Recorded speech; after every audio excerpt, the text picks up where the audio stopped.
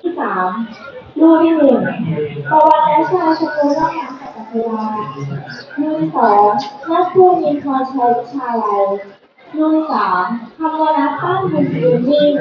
รูปที่สี่ศิวใจสุขหานารีรูปที่ห้าและครูว่าทำงาน